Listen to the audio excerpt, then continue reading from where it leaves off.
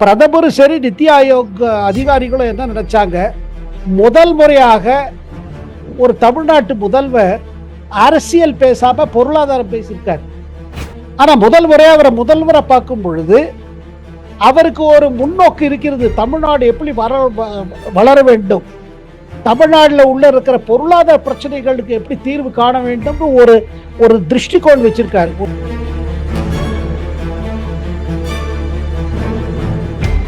அதுல ஊழல் நடந்துட்டு இருந்தது. ஒரு 100 நாளுக்கு வேலை வாய்ப்புக்காக இவ்வளவு செலவழிச்சோம் சொல்லிட்டு எல்லாமே போலி கணக்கு.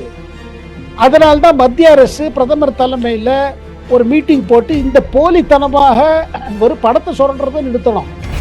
பிரதமர் மோடிக்கும் விஜய்க்கும், மத்திய அமைச்சர்கள் பல பேருக்கும் விஜய்க்கும் ஒரு புது கெமிஸ்ட்ரி நல்லா செட் ஆயிடுச்சு.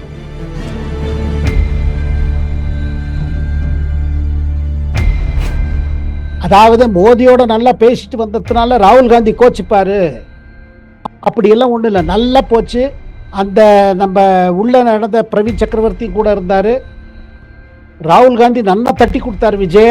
தமிழ்நாடு உரிமைகளுக்காக, தமிழ்நாடு வளர்ச்சிக்காக, தமிழ்நாடோட நிதி பற்றாக்குறை தீர்க்கறதுக்காக யாரை விட சந்திப்பேன், டெல்லி போய் சந்திப்பேன்.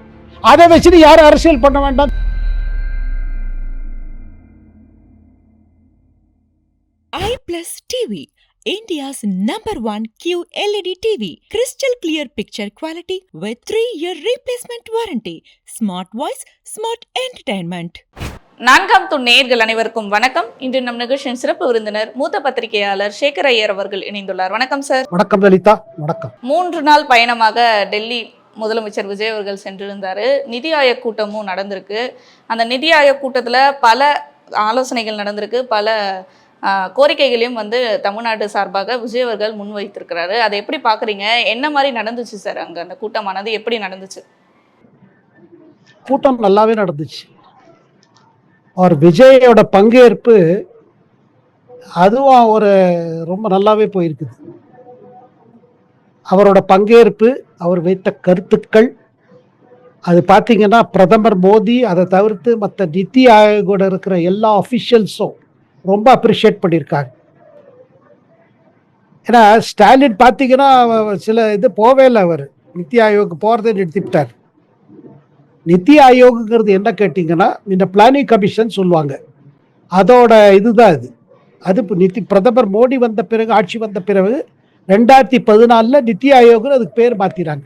எதற்கு மாற்றினாங்கன்னா, நித்தி ஆயோக்குங்கிறது அதாவது ஓரொரு மாநிலமும் சரி, பாரதமும் சரி, இந்தியாவுக்கு அடுத்த 10 ஆண்டு காலம் என்ன செய்யணும், 15 ஆண்டு காலம் என்ன செய்யணும், 25 காலம் என்ன செய்யணும், அதுக்கு வேணுங்கிறதுக்கு இப்போ என்ன செய்யணும், அந்த மாதிரி ஒரு திட்டம் போட்டு அதுக்கு வேணுங்கிற நிதி ஒதுக்கீடு எப்படி கொடுக்கறது, இதெல்லாம் இது பண்ணுற இதுதான் இது. அதில் அவர் பங்கேற்பு பாருங்க, தமிழ்நாட்டுக்கு சொல்ல வேண்டிய கருத்தெல்லாம் சொன்னார். எல்லாத்தோட முக்கியம் அங்கே என்னன்னா, அவர் தமிழ்நாடோட பொருளாதாரம் எப்படி வளரன்னா 2035க்குள்ள 1.5 ட்ரில்லியன் எக்கானமி வேணும். அந்த மாதிரி பொருளாதாரம் வளரணும்னு ஒரு கருத்து வச்சிருக்காரு. இதை கேட்டுட்டு பிரதமரும் சரி நித்தி ஆயோக் அதிகாரிகளும் என்ன நினைச்சாங்க, முதல் முறையாக ஒரு தமிழ்நாட்டு முதல்வர் அரசியல் பேசாம பொருளாதாரம் பேசியிருக்கார். இது ஒரு பெரிய மாற்றம். அதை பார்த்துட்டு என்ன சொன்னாங்கன்னா, தமிழ்நாடுக்கு நல்ல காலம் பிறந்துச்சு.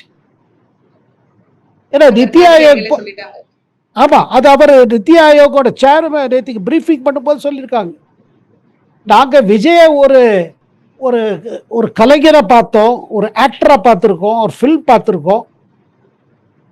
ஆனால் முதல் முறையாக அவரை முதல்வரை பார்க்கும் பொழுது அவருக்கு ஒரு முன்னோக்கு இருக்கிறது. தமிழ்நாடு எப்படி வளர வேண்டும், தமிழ்நாட்டில் உள்ள இருக்கிற பொருளாதார பிரச்சனைகளுக்கு எப்படி தீர்வு காண வேண்டும் ஒரு திருஷ்டிகோள் வச்சிருக்காரு. ஒரு வியூ இருக்குது. இதை நாங்கள் வரவேற்கிறோம். ஏன்னா நித்தி ஆயோக் போல இது இருக்கு பார்த்தீங்களா, பிளாட்ஃபார்ம். அதில் வளர்ச்சி, பொருளாதாரம் எப்படி மத்திய அரசும் தமிழ்நாடு அரசும் ஒத்துழைக்கணும், இதெல்லாம் தான் அதில் இருக்குது. ஆனால் கடந்த பல பார்த்தீங்கன்னா நம்ம ஸ்டாலின் அரசில் வெறும் அரசியல், ஒன்று நிச்சயம் ஆயிட்டு வருது லலிதா, என்னன்னா ஸ்டாலின் செய்த தவறை விஜய் செய்ய மாட்டார். தேர்தல் மோத என்ன ஆச்சு பாருங்க, தேர்தல் மோத இது இந்த தேர்தல் 2026 சட்டசபை தேர்தல் டெல்லிக்கும் தமிழ்நாட்டுக்கும் போட்டி அந்த மாதிரி கொண்டு போனார் யாரு, ஸ்டாலின். அதுக்கு எதிர்த்து விஜய் என்ன சொன்னாரு, இது அந்த மாதிரி இல்லை, இது சட்டசபை தேர்தல், இது தமிழ்நாடு வர்சஸ் டெல்லி, இது ஒன்றும் ஐபிஎல் மேட்ச் இல்லை. அதாவது இதற்காக தமிழ்நாடு உரிமைகளுக்காக, தமிழ்நாடு வளர்ச்சிக்காக, தமிழ்நாடோட நிதி கட்ட பற்றாக்குறை தீர்க்கறதுக்காக யாரை வேணா சந்திப்பேன், டெல்லி போய் சந்திப்பேன். அதை வச்சுட்டு யாரும் அரசியல் பண்ண வேண்டாம்னு சொல்லிட்டாரு முன்னாடி. பக்கத்துல ராகுல் காந்தி இருந்து அதையும் நோட் பண்ணணும். இப்ப ஏதாவது டெல்லியில போய் பேசிட்டு வந்தீங்கன்னா அங்க நீங்க சரண அடைஞ்சிட்டீங்க. இந்த மாதிரி தானே ஸ்டாலின் இபிஎஸ் பத்தி சொல்லிட்டு இருந்தாரு. அதாவது தமிழ்நாடு இதுவும். ஆனா விஜயோட போக்கு என்ன, விஜயோட போக்கு சரி, இப்ப நமக்கு மேண்டேட் கிடைச்சிருக்கு, இப்ப அரசியல் நேரம் இல்லை, இப்ப ஆட்சி நடத்துவது நேரம், பிறகு தேர்தல் வரும்போது பிறகு அரசியல் பேசலாம். இந்த இதை பிரதமர் மோடி வரவேற்கிறார். அப்ப அவருமே ஒரு வியப்போட தான் விஜய் அவர்களை பார்க்கிறாரா சார், தமிழ்நாட்டுக்கான முதல்வர் இப்படி இருக்கிறாரா அப்படின்ற மாதிரி இருக்கிறாரா? இல்ல, அதாவது ஒரு பெரிய எக்ஸ்பீரியன்ஸ் கிடையாது, ஆனா அவரோட அப்ரோச் சரியா இருக்குது. பாருங்க, பிரதமர் மோடிக்கு நன்றாக தெரியும் தமிழ் வெற்றி கட்சி ஒரு தனி கட்சி, பாஜக தனி கட்சி. ஆனா இங்க கட்சிகள் உள்ள விஷயம் இல்லை. இங்க தமிழ்நாடு அரசு தரப்புல இருந்து முதல்வராக வந்திருக்கார் டெல்லிக்கு. பிரதமர் அங்க பாஜக தலைவர் இல்ல, பிரதமர் prime minister of India. Meeting நடக்கிறது நித்தி ஆயோக் மீட்டிங். இதுல அரசியல் கூடாது, கருத்து வேறுபாடுகள் இருக்கலாம். எந்த வளர்ச்சி திட்டம் சரியா இருக்கு, எது சரியா இல்லை, எந்த ஸ்கீம் இது பண்ணலாம் அது பண்ணலாம். இப்போ பாருங்க, அந்த மன்ரேகா ஒரு ஸ்கீம் இருக்கு பாருங்க, அதை மத்திய அரசு அதை மாற்றி இன்னும் அதிக நாட்களுக்கு வேலை இல்லாத நேரத்தில் கிராமப்புறத்தில் மக்களுக்கு ஒரு டெய்லி ஒர்க்கு கொடுக்கறதுக்கான ஸ்கீம். அது Mahatma Gandhi rural employment guarantee scheme. அதை எம்ஜிஎன்ஆர்இஏம்பாங்க, மன்ரேகாம்பாங்க. அந்த திட்டத்தில் இதை மாற்றினாங்க. ஏன்னா அதில் ஊழல் நடந்துட்டு இருந்தது.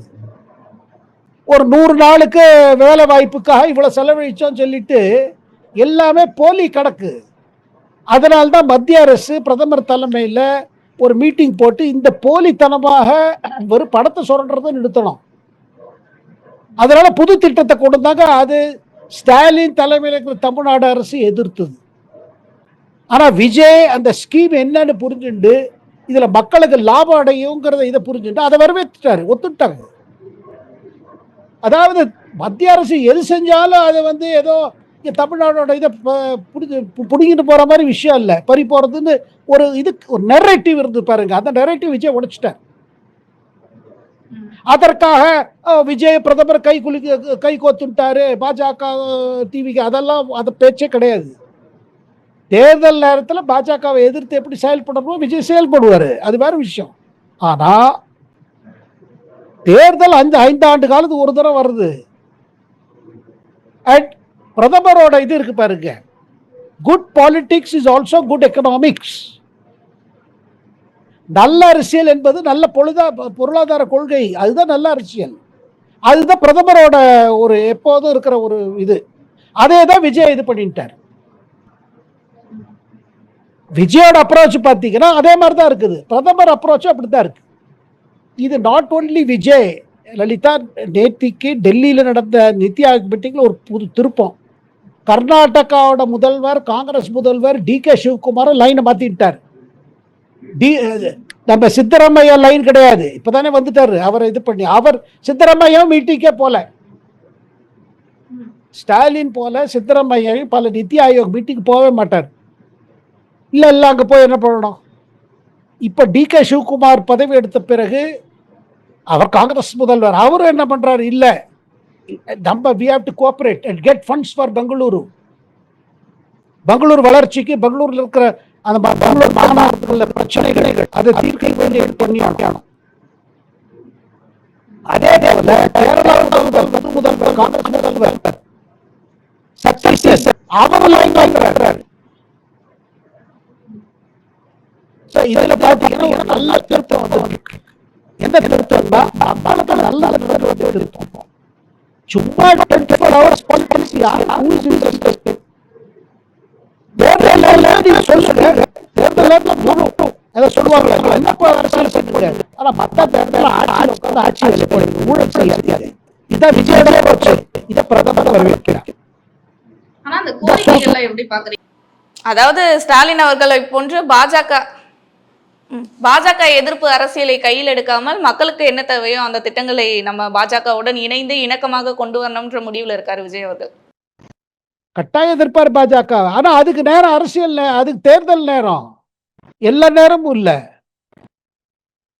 ஒரு கர்ட்டசி இருக்கணும்ல ஒரு பிரைம் மினிஸ்டர், சீஃப் மினிஸ்டர். அதை தவிர்த்து இப்ப பாருங்க மூடு மாறிட்டு வருதுங்க. இப்ப கர்நாடகா சிஎம் என்ன நினைக்கிறாரு, சித்தராமையா நித்தி ஆயோக் மீட்டிங் போவே மாட்டாரு. ஆனா இன்னும் 2 ஆண்டு காலம் பாக்கி இருக்குது. 2028 கர்நாடகாவில் சட்டசபை தேர்தல் வருது. அப்ப அந்த தேர்தலுக்கு முன்பாக ஏதாவது வேலை காமிக்கணும்ல. இல்ல நான் மோடி எதிர்த்தானால மக்கள் எனக்கு இன்னொரு 5 வருஷம் கொடுங்க, நான் யார் கொடுப்பாங்க? செய்ய வேண்டிய வேலை செய்யலன்னா அதை விஜய் முன்னாடியே புரிஞ்சுட்டார். இதுல இருந்து என்ன தெரியுதுன்னா ஒரு அரசியல் பக்குவம் இருக்கு விஜய்க்கு, ஒரு மெச்சூரிட்டி. இது பாருங்க, இது அப்புறம் 2வது விஷயம்.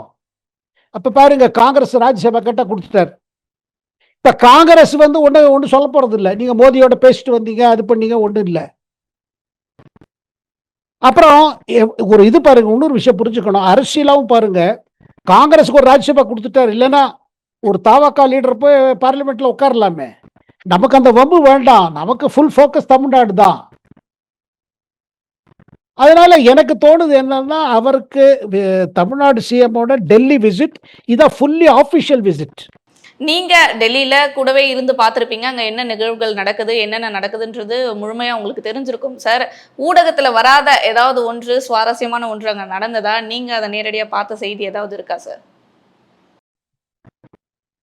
பல ஆஃபிஷியல்ஸ் மூலமா நம்ம கேள்விப்படுறது என்னன்னா, பிரதமர் மோடிக்கும் விஜய்க்கும், மத்திய அமைச்சர்கள் பல பேருக்கும் விஜய்க்கும் ஒரு புது கெமிஸ்ட்ரி நல்லா செட் ஆயிடுச்சு. இத ரொம்ப புரிஞ்சுக்கணும். இந்த கெமிஸ்ட்ரி முன்ன இல்லாம இருந்தது. நான் கெமிஸ்ட்ரி சொல்றது என்னன்னா, 2 பேருக்குள்ள ஒரு ஒரு கம்யூனிகேஷன், ஒரு ரேப்போர் வரணும் வச்சுக்கோங்க. கெமிஸ்ட்ரி சரியா இருக்கணும். அப்பதான் you can deal with that person.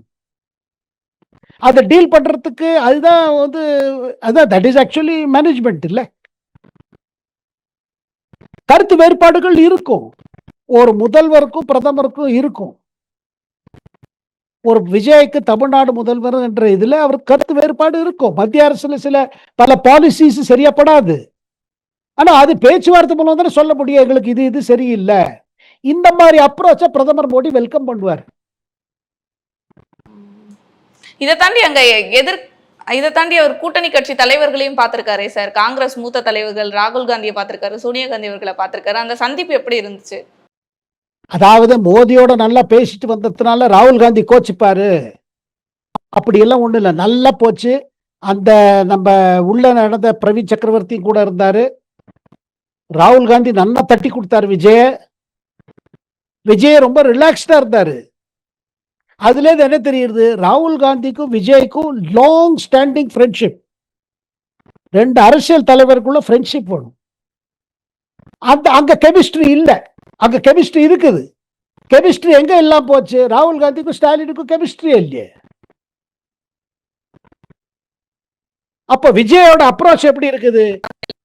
இல்ல, இதுல இருந்து என்ன தெரியுதுன்னா, விஜயோட அப்ரோச் என்னன்னா, பொலிட்டிக்கலா ஒத்துப்போவும் சில பேரோட, பொலிட்டிக்கலா சில பேர் ஒத்துப்போகாது. பட் பர்சனல் கர்ட்டசி அண்ட் ஹியூமிலிட்டி, அது எல்லாரும் இம்ப்ரெஸ் ஆறாங்க டெல்லியில. இவர் யார்கிட்ட போனாலும் அதிகமா பேசுறது இல்லை. சொல்வது என்ன, நான் வந்திருக்கேன், தமிழ்நாடு பிரச்சனைகள் இருக்குது, please help us and I want to develop Tamil Nadu. இந்த மாதிரி I want to develop Tamil Nadu சொன்னீங்கன்னா பிரதமருக்கு அது பெரிய இதுதான். அது it is music to பிஎம்ஸ் years. அவருக்கு ரொம்ப பிடிக்கும். பாருங்க, 2016 பினராயி விஜயன் கேரளா முதல்வராக இருந்தபோது முதல்ல சந்திச்சாரு, ஜெயிச்ச பிறகு இதே மாதிரிதான் போச்சு. பிரதமர் மோடி இதான் சொன்னாரு, பாருங்க நீங்க பாஜக சிபிஎம் பாலிடிக்ஸ் வேண்டாம், இதுல இடதுசாரி கட்சிகள், நீங்க இடதுசாரி கட்சிகள், நாங்க பார்த்து அது பாலிடிக்ஸ் டிஃபரெண்ட். பட் டெவலப்மெண்ட் பண்ணணும். ஏன்னா பிரதமர் திருப்பி திருப்பி நீங்க பார்த்திருப்பீங்க, போன தமிழ்நாடு சட்டசபை தேர்தல் என்ன சொன்னாரு? தமிழ்நாடு வளர்ச்சியில தான் பாரதமோட வளர்ச்சி இருக்கு. இந்தியாவோட வளர்ச்சியில தான் தமிழ்நாடு வளர்ச்சி இருக்குது. அது ஹி மீன்ஸ் இட். அண்ட் விஜய்க்கு எனக்கு தோணுது என்னன்னா, பிரதமர் நிஜமாவே சின்சியரா இருக்காரு. ஏங்க தமிழ்நாடு வளர்ச்சி அடைஞ்சதுன்னா இந்தியாவோட வளர்ச்சி ஃபிகர்ஸ் நல்லா போகும். அந்த பெருமை மோடிக்கும் சேரும்ல, விஜய்க்கு சேரவே சேரும். அப்புறம் யாராவது ஊழலுக்கு எதிர்த்து போராட ஆரம்பிச்சுட்டாங்கன்னா பிரதமருக்கு பிடிக்கும் அவரை. நிறைய விஷயங்கள் எங்க கூட பகிர்ந்துக்கிட்டீங்க. தெரியாத விஷயங்கள் எங்களுக்கு புரியவும் வச்சிருக்கீங்க சார். தொடர்ந்து பேசுவோம் சார் பல நிகழ்வுகளை பற்றி. நன்றி சார்.